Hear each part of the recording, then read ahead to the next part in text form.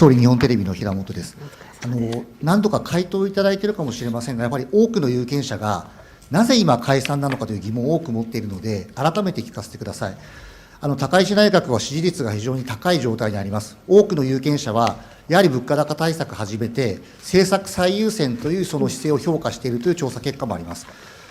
やはり今、多くの有権者が、今回の解散は政策最優先ではなくて、高市総理が選挙最優先に変わってしまったんではないかという危惧を持っている面もあると思います。この物価高対策に本当に遅れることがないのか、政策実現の姿勢は変わらないのか、高市総理は変わってないのか、この点を改めて有権者に説明してください。ありがとうございます。政策を実現したいからこそ、この長い国会が始まる前に、皆様の信を問います。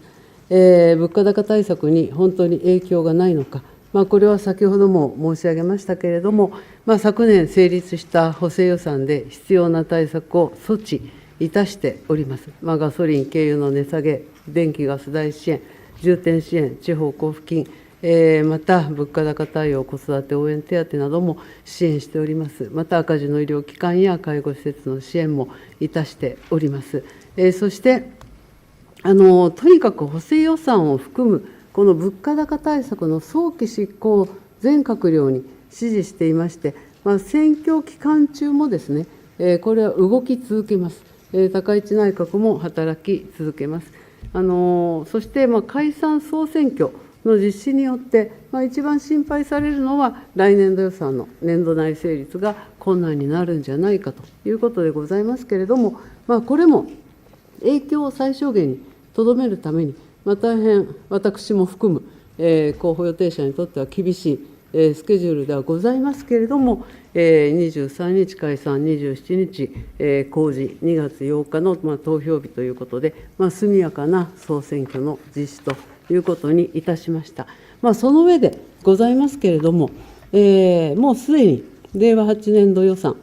当初予算については、多くの方々にお示しをしております。ですから、責任ある積極財政に賛同してくださる各政党の皆様と力を合わせて、令和8年度予算の成立は、できる限り早く実現したいと考えております。暫定予算になった場合も、お約束をした、教育無償化も含めですね、しっかりとこれは、措置をしていく、対応していくということも、申し上げました。で、私は政策実現が第一です。これまでも、政策の高い地を辞任してやってまいりました。ただ、私の中にずっとあったのは、やはり、衆議院も参議院も過半数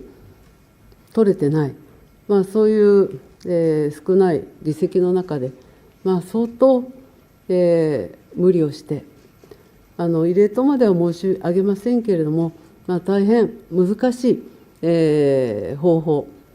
本当に、衆参両院のですね、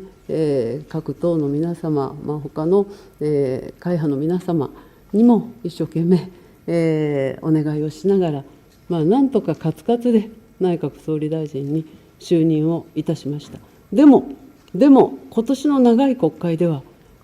もうこの国会が始まってすぐに、ご議論をいただく、令和8年度予算、これもガラッと新しい方針の下で、編成をしています。そしてその後、政府が提出しようとしている法律案、これもかなり、賛否の分かれる大きなものでございます。だからこそ、国会が始まる前に国民の皆様の信を問いたい、そう考えました。そして信任をいただけたら、これは力強く進めてまいります。信任をいただけなかったら、私は責任を取ります。それぐらいの強い思いで、一歩でも、政策を進めたい。そして非常に難しい政策もあるけれども、これを進めたい。そのために信を問いたい。こう考えました。これをもって会見を終了させていただきます。今、挙手いただいている者は、追って書面でご質問をご提出いただければと思います。本日中に1問、担当宛てにメールでお送りいただければ、後日書面にて回答させていただきます。ご協力ありがとうございました。